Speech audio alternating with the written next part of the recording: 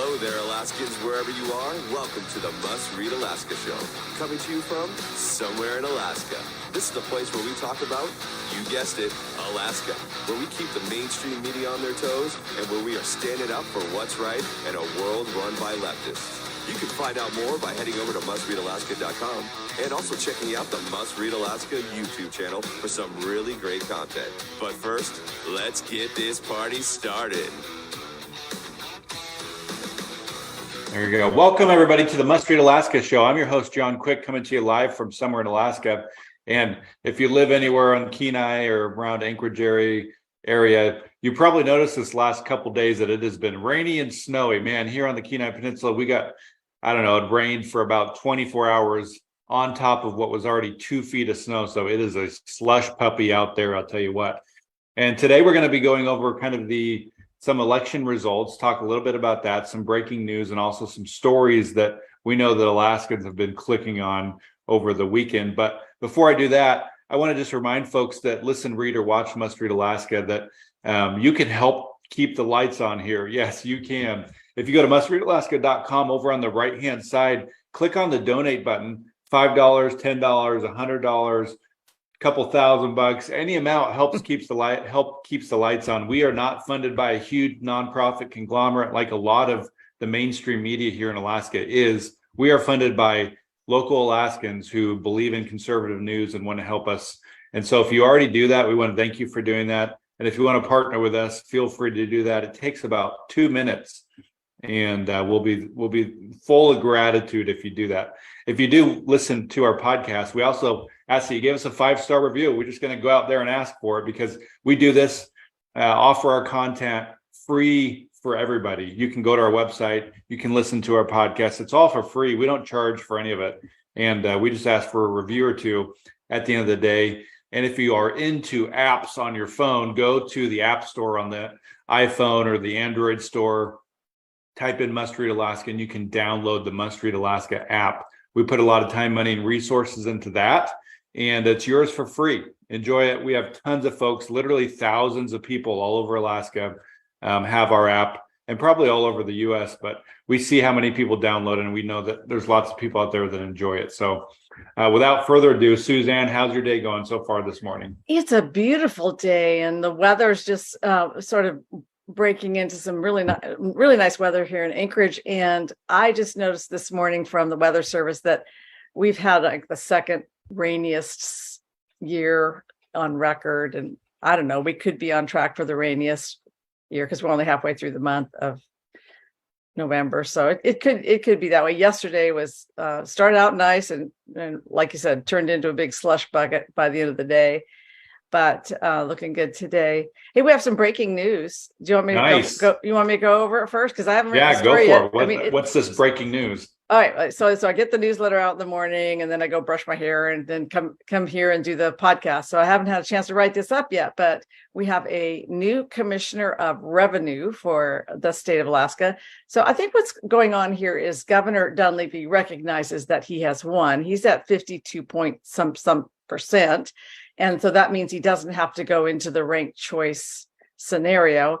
And it doesn't look like he's going to drop below the 50% threshold that would send him into that scenario.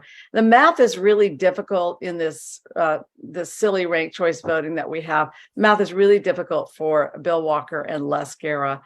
And so they're not looking like that combining the two of them will even reach 50%. So he's gone ahead and named Adam Crum as the commissioner for the Department of Revenue. And as you know, that is the department that takes care of all of our taxes from resources, because that's where our taxes come from. We're a resource-based economy, and that's our primary source of revenue for our state.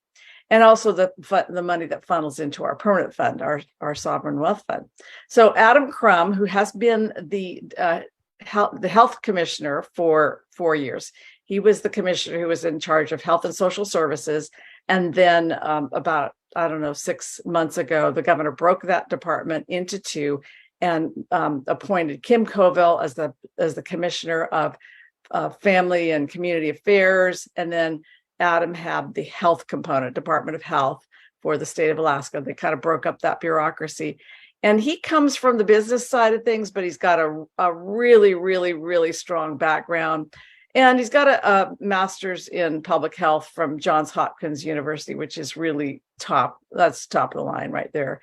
And anyway, on Wednesday, he's going to be commissioner of Department of Revenue. And so that's really good. And then Heidi Hedberg is going to be commissioner of health. She has been like the deputy commissioner of health over there. And both of those people have sort of managed pretty well through the pandemic. And so Heidi's quite a veteran, and she's very trusted in the Dunleavy world. She's a very trusted person. So she's going to be promoted to commissioner. And so off we go. I mean, we don't know what the final results are for the election, and we won't know until November 23rd. But it looks pretty certain that Dunleavy can move forward with conviction. And you can see that that's what he's doing. This is Monday morning that we're taping this, and he's announcing 2 new commissioners. Now, what happens during these timeframes, of course, as you know, John, everybody who works for the governor, who is in an exempt position, a non-union position, is supposed to submit their letter of resignation. And it's a formality, but it's also the real deal. He can accept it, or he can say, thank you, just if you don't mind continuing to serve. And so everybody from, his press secretary to his commissioners, to his deputy commissioners and assistant commissioners, all of those people submit their letters of resignation so that he can organize his new team. And so this is part of that process. I'm sure that Commissioner Crum submitted his resignation, and the governor called him up and said, I accept your resignation. Will you move over and head up the Department of Revenue? Which is hopefully not too long of a pause there to give Commissioner Crum a heart attack. Yeah, which is a pretty good outcome. And it's a good outcome for Alaska to have a steady hand at the wheel. And there are just few people that I know who are smarter than Adam Crum. He is a very, very smart man. And what I really like about him is that he, there is a role in this world for managerial people. He is an excellent manager of people. He really knows how to pull together teams. So anyway, I'm pretty excited about that. Yeah, congratulations, Adam Crum, Commissioner Crum. I think that he is going to be well suited for the job. He's the kind of guy that could probably be put anywhere and figure out how to do the job. He's a good person. I mean, that's what I could say about him. Excellent. And I'd like to see him on our podcast one of these days, because he's got so much to offer. Yeah, he's a lot of folks, in the conservative crowd, they want normal people in jobs that have business background. And this is it. And Commissioner Crum is just an everyday Alaskan guy that's got a business background, that's really good at what he does. And I think that the Department of Revenue is going to be sitting pretty with a guy like Adam at the helm.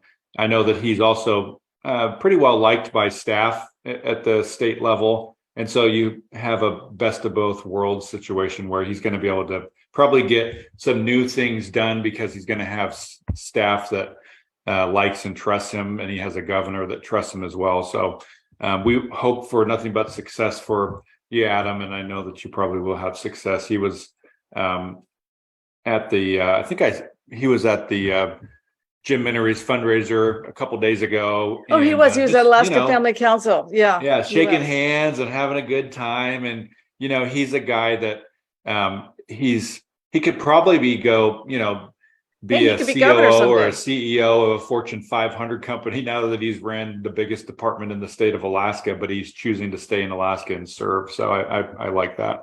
Yeah, I think governor someday, Governor Crum. Yeah. So I think, Suzanne, we get a lot of questions still. Who won the elections? I thought Nick's going to win because ranked choice voting. He's going to pick up everybody's second place votes. Tell us a little bit about, and we get the same thing with Kelly Chewbacca. Isn't Kelly Chewbacca going to win because she's going to pick up everybody's second place votes?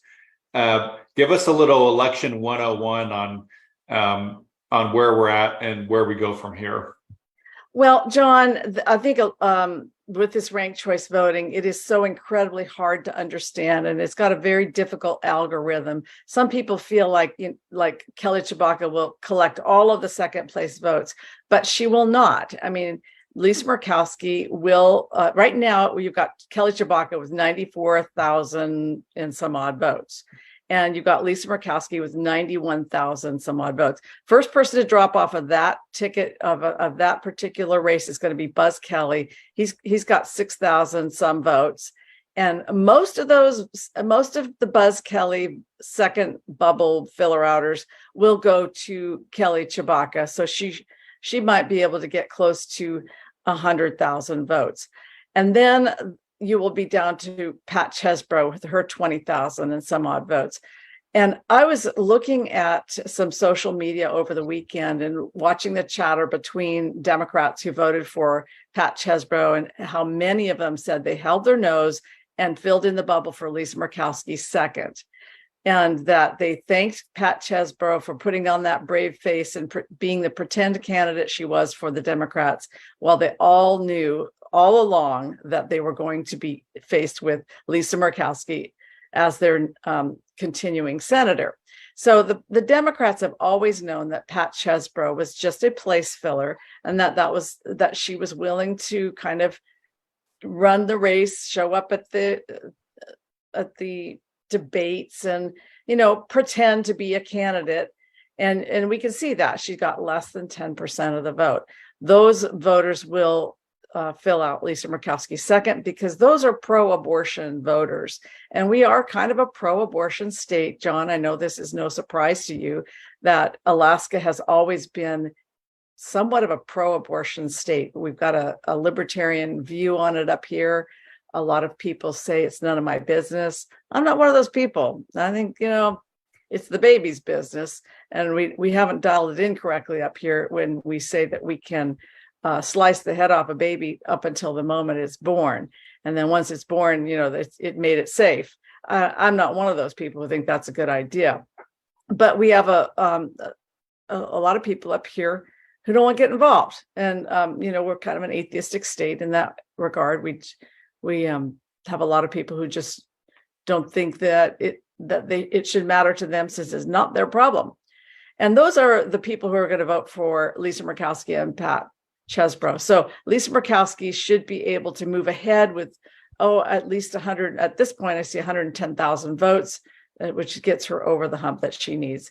So, obviously that's a short version on that particular race. Do you have any questions about that race that I haven't covered?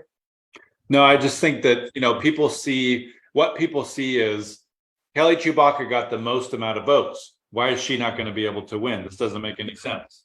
That's the question we see a lot of times. How would you explain that to somebody that sees, well, Kelly Tshibaka not only has the most amount of votes, but then she's going to pick up this other Kelly guy's votes and get another 6,000 votes. I don't understand why she doesn't win. I mean, I have that conversation with folks every day. And I've had that conversation. You and I have had that conversation together, right when we realized ranked choice voting is going to be the new law of the land. How would you describe that to somebody that is just looking at it face value and saying, this doesn't make any sense? Well, who picks up the most second votes? It's not going to be Kelly Tshibaka is not going to pick up the most second votes. If she could get Pat Chesbro's votes and Buzz Kelly's second votes, and then she could do it.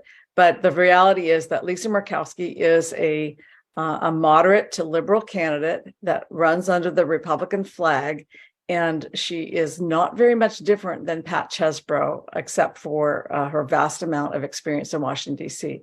And it's very clear to me that she and Chesbro sort of ran a do no harm campaign. So Chesbro never took any attacks on Lisa, and Lisa didn't attack back.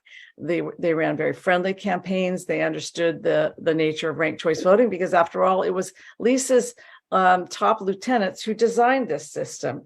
They designed it so that Lisa would win, and it's worked exactly as they planned. So, I'm not expecting that I can explain this and that everybody's going to be an expert in ranked choice voting overnight. I think, John, the takeaway is we have seen the smartest people in Alaska get fouled up on this, trying to understand ranked choice voting. And in the end, it could be that, Kelly Tshibaka has more overall votes between first, second, and third, but it's only a matter of how many you collect to yourself before, ballots are exhausted and so forth. So in the U.S. representative race, Nick Begich is coming in third with 24%. Sarah Palin is coming in second, 26%, and Mary Peltola, who is our current congressman, is at 47%. We've got Chris Bai as well, and this is a really interesting race. I'm fascinated by this race quite a bit because we have four really, really different candidates, and none of them really ran as a pair until the end, when Sarah Palin and Mary Peltola started running friendly campaigns toward each other. And Sarah Palin would not attack the Democrat, Mary Peltola. She would only attack the Republican, Nick Begich. And so she kind of paired up with the Democrat. And that is kind of classic what I've seen of her in the past, where she actually emboldens and enables Democrats. But she has a friendship with Mary, and she wasn't going to actually attack her and on policy or anything else.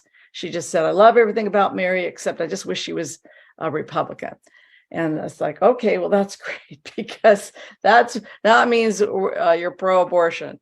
And that means you're anti-oil and you're anti-mining, but that's how that works. But it looks to me like Mary Peltola will gather enough votes of second place votes from Sarah and from Nick to get herself over the 47. She's at 47. She needs to be 50% plus one. But we will not know this race until we actually distribute the 3,000 votes, almost 4,000 votes from Chris Bai. They'll probably go to, they'll probably be split between Nick and Sarah. And then we'll see where Nick's votes go. He'll be the next. And then he'll be down to Sarah and Mary. And then it'll be just a binary choice who had the most. And then we won't know for a couple of weeks after that where Sarah Palin's votes might have gone. We'll never see those second votes, because she'll be likely be in second place, because she's got a 6,000 vote or 5,000 vote advantage right now over Nick. So I don't see him overcoming that. You want to ask me a question about that? Yeah, it's interesting. So we just did a poll on Must Read Alaska this weekend, not a scientific poll, just a Facebook poll. But one of the things that does make it a little bit scientific is that Facebook doesn't allow somebody to comment more than twice on a specific post, even if you're using different accounts. And so somebody could really only vote twice on this if they wanted to and knew how to do it. If they tried to vote more than twice, Facebook would kick them out. And so we've had about 2,000 people partake in this non-scientific Facebook poll, which is a lot of people.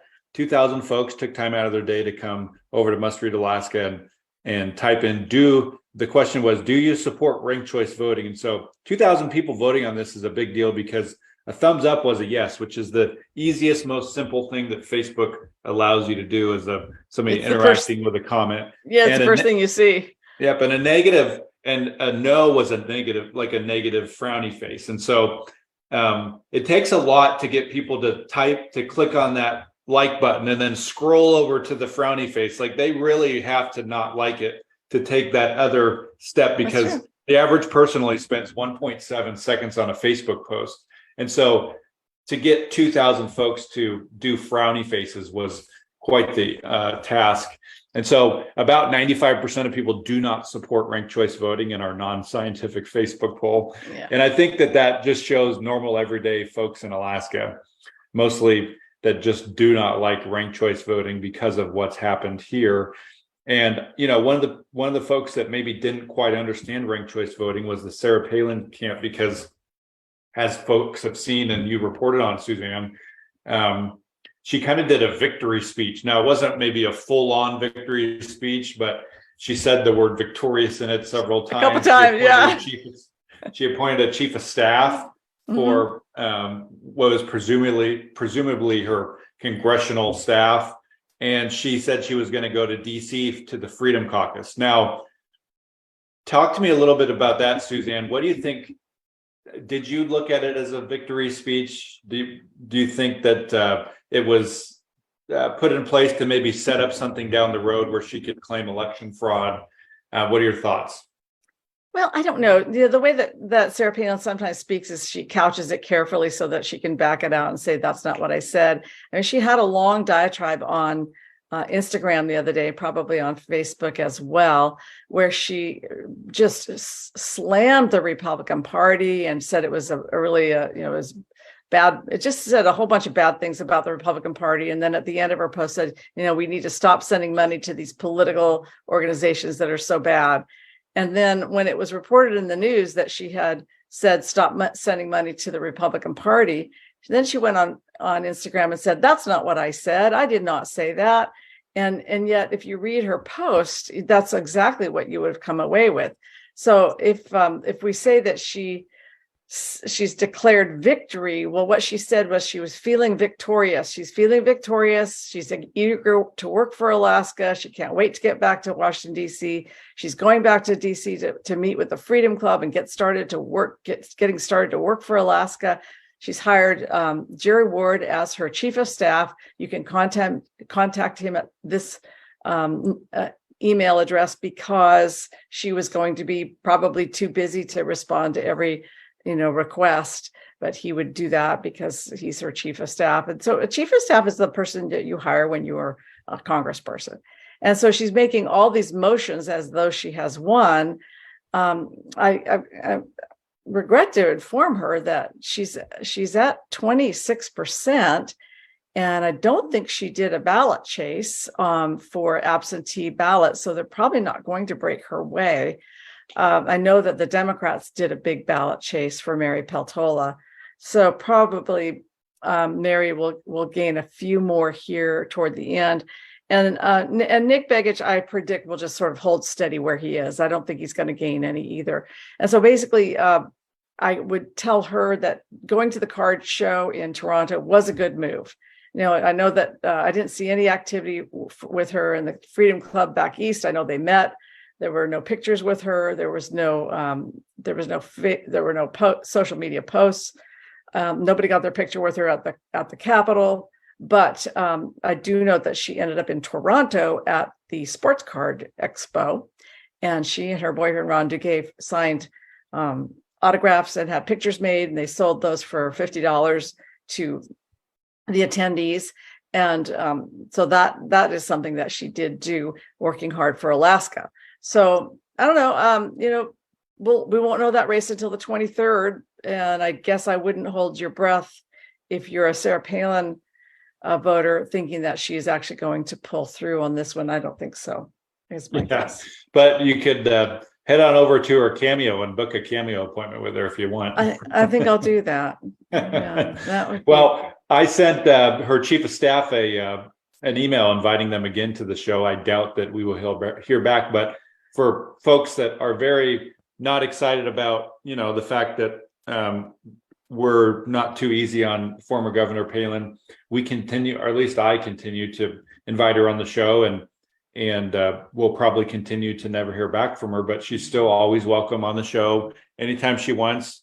Would love to have her on the show, and invitation's a standing invitation. So feel free to respond to one of the dozen emails or text messages I've sent over the last 6 months, and we'd love to have you on. Well, maybe Jerry Ward will come on the show since he's the chief of staff. And, as it relates to the election, you've got some stuff that happened over the weekend. There were 1,963 new absentee ballots and 1,692 question ballots that were accepted or partially accepted on Saturday. So for a total of 3,655 more ballots accepted, and that raised the total of ballots that are yet to be counted to 41,456. And we will get a new number, a new tranche of information from the division elections on Tuesday. And those, hopefully they will count those ballots or some portion of those ballots on Tuesday. Now, when they say partially accepted, that means they can go down the ballot and they say, you know what, we can accept this part of the ballot, but you get down to your district and your district is in question, or you voted in the wrong district. And so basically that means the top of the ballot is usually accepted, because that's statewide. And then you add to that the 835 ballots already counted and reported in. And so right now we're looking at 259,291 people who have voted that we know of. And of course, we'll see some more absentee ballots come in. We won't see too many more question ballots come in. I mean, I think that process is getting close to being done. But we are now, we're somewhere over 35%. I haven't done the math on it, 35% turnout, maybe 40% turnout that we will see for this election, John. I guess we'll see a report on Tuesday, and then that's the 15th, and then we'll see another report on Friday from the divisional elections. And then after that, we move into the 23rd when they do the big retabulation. And for those races that are ranked choice, and not very many races are, statewide races are, but a lot of the legislative races, John, were just two people in a write-in. So that one, those ones are easy. Well, I would be remiss if I forgot to tell people that we have new. We're gonna go 180 degrees here. We have new swag, because if I don't say it now, I'm probably gonna forget to say it because we're quickly running out of time. I'm gonna order some of those bears for my grandchild and some for everybody else's grandchildren too. Yeah, so if you have a Christmas party coming up, we have the perfect ugly sweater for you at the Must Read Alaska Swag Shop. If you just go to mustreadalaska.com, on the top right, there's a tab that says shop. Click on that. And we have a Let's Go Brandon Trump ugly sweater. We have for those of you that are obsessed with the show The Office, which I know a lot of people are, we have a Office ugly sweater. We have a sweater that says, Happy Easter, where am I? With a picture of Joe Biden. And then we have an ugly sweater that literally says, this is my ugly Christmas sweater, and has a picture of the president, vice president, and Nancy Pelosi on it. And, if that doesn't bring a smile to your face, I don't know what will. And they're Christmas themed. So you'll not only turn some eyes, but you'll have be somebody who is inducing a lot of laughs at a Christmas party. So feel free to head on over there. They're $25. We also have, like Suzanne mentioned, potential gifts for kids. We have Alaska stuffed animals, I don't know, and 5 or 6 different kinds of stuffed animals. We have holiday hooded blankets. We have a dad hat with an Alaska leather patch. We have really Merry nice Christmas, Must Read Alaska candles. I mean, and then we probably have, I don't know, another 30 to 40 different standalone items. Do you still have any of those the Let's Go Brandon candles, or are those sold out? We do have the Let's Go Brandon candles. And we also have the brand new Merry Christmas for Must Read Alaska candle. Yeah, I think I'm going to get one of those really classy Merry Christmas Must Read Alaska candles and send it to some politicos, maybe like Forrest Dunbar. I think he might like that. And they're scented too. That one has like a Christmas spice scent to it. Yeah. And so, by the time you order it to the time it hits your doors, maybe is like 7 days. And we don't really make a ton of money on these. So they're just kind of break-even items. You know what? Over the course of the year, John, we don't make any money on it. I just got to tell you, because we have to pay like, I don't know, it's $75 a month for the benefit of having a shop. It's just, cost of doing business. But these are fun items, and it's just fun to have our own stuff. And you've done a fantastic job building up that store and putting in some really fun stuff. Like, remember those Zach Fields special leg wrestling sweaters. Yeah. It's just, you've had some fun stuff in there. And of course, as the legislature gets going, I'm sure we'll have opportunity to have more fun stuff. Yeah, it's fun. So head on over there, pick up some Christmas swag. And, we got everything from ugly sweaters to Alaska themed high-end luggage. And the list goes on. So, Suzanne, do you have anything to add before we head off here? Oh, I know that is the fastest half hour on the planet. I just want to say I appreciate everybody who sticks with us here at Must Read Alaska. It's a scrappy enterprise that we have here. We're gritty. We like to tell the truth. We're a force for good. And we always appreciate it when people to sort of bark back us at us a little bit and keep us in line and tell us when we're not being a force for good. That's okay. We like to have a civilized conversation here, and we like people when they are engaged in politics to be civil with each other and to be kind to each other. There's really no cause for name calling, and there's no cause to be upset and angry. The world will continue on after this election. God will still be on his throne, John, and I'm going to have a great week. Nice. Well, tune in tomorrow, folks. I'm going to have the executive director of the Alaska Miners Association, and then the next day I'm going to have Mayor Rodney Dial from the Ketchikan Borough. Ketchikan, he was won re-election, so it's his second term as mayor there. He's very well-liked conservative mayor, and you're not going to want to miss out on those two interviews. For folks that are listening, watching, or reading Must Read Alaska, thank you for doing that. If you want to help keep the lights on and contribute, go to mustreadalaska.com. And on the right-hand side there's a donate button. $5, $10, $100, any amount helps. If you already do that, we want to thank you for doing that. Thank you for partnering with us. And we'd sure love to have you consider giving us a year-end gift. So until next time tomorrow from somewhere in Alaska, I'm John Quick signing off.